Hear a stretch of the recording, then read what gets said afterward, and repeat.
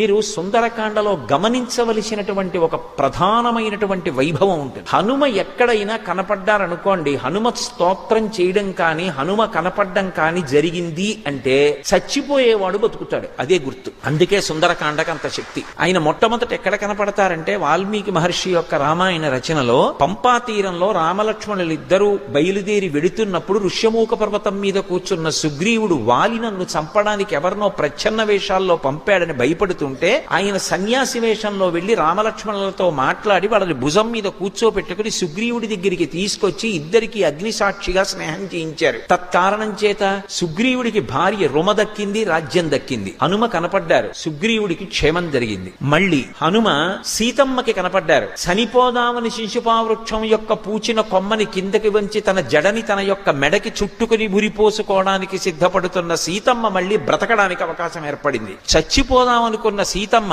హనుమద్ దర్శనంతో బ్రతికింది. మళ్ళీ ఏమైందో నెల రోజులు గడువు దాటిపోయింది. వెనక్కి వెడితే సుగ్రీవుడు చంపేస్తాడనుకున్నటువంటి వానరులు తిరిగి సీతమ్మ దర్శనం చేసి వచ్చినటువంటి హనుమ యొక్క దర్శనం చేత ఇన్ని కోట్ల మంది మళ్ళీ బతికారు. చిట్ట చివర యుద్ధకాండలో బ్రహ్మాస్త్ర ప్రభావానికి కొన్ని కోట్ల మంది వానరులు రామలక్ష్మణులు కూడా పడిపోయారు. మృత సంజీవని తీసుకొచ్చి బ్రతికించిన వారు స్వామి హనుమ. చిట్ట చివర 14 సంవత్సరాలు పూర్తయిపోయిన తర్వాత నా అన్నగారు రామచంద్రమూర్తి కనపడకపోతే నేను సరయూ నదీ ప్రవేశం చేసి శరీరం విడిచిపెడతానని ప్రతిజ్ఞ చేసినటువంటి భరతుడికి రాముడు పుష్పక విమానంలో వచ్చేస్తున్నాడు, పుష్యమీ నక్షత్రంలో దర్శనమిస్తానని చెప్పి క్షేమవార్త చెప్పి మళ్ళీ భరతుడు బ్రతకడానికి కారణమైన వారు స్వామి హనుమ. హనుమ ఎక్కడ కనపడితే అక్కడ చచ్చిపోయే వాళ్ళు బ్రతుకుతారు. అది ఆయన యొక్క శీలంలో ఉన్న సౌందర్యం.